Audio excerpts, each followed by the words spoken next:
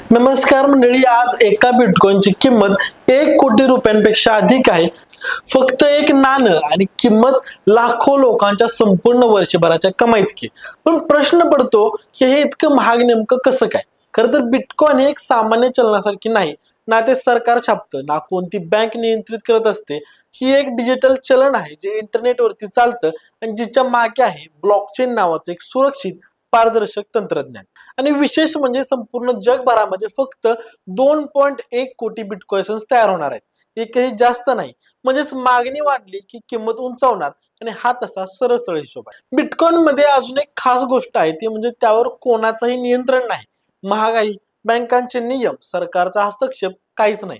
आणि त्यामुळे अनेक लोक आपला पैसा सुरक्षित ठेवण्यासाठी बिटकॉइन मध्ये गुंतवणूक करत आहेत। अनेक मोठ्या कंपन्या, गुंतवणूकदार आणि देश सुद्धा आता बिटकॉइनला डिजिटल संपत्ती म्हणून स्वीकारू लागले आहेत।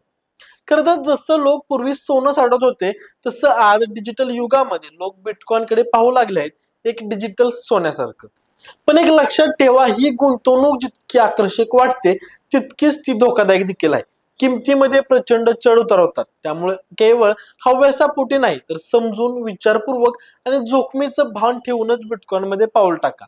बिटकॉइन महाग आहे कारण ते केवळ एक चलन नाही, तर तो आहे एक विश्वास, मर्यादा आणि भविष्यातील संपत्तीचा संकेत। तर मंडळी, हा व्हिडिओ तुम्हाला माहितीपूर्ण वाटला असेल तर नक्कीच लाईक करा आणि तुमचं मत आम्हाला कमेंट्स मध्ये नक्की सांगा। तुम्हाला काय वाटतं, बिटकॉइन भविष्यामध्ये सामान्य गुंतवणूकदारांसाठी योग्य पर्याय ठरेल का? आणि अशाच उपयुक्त माहितीसाठी आपल्या स्पीड चॅनल नक्की सबस्क्राईब करा। धन्यवाद।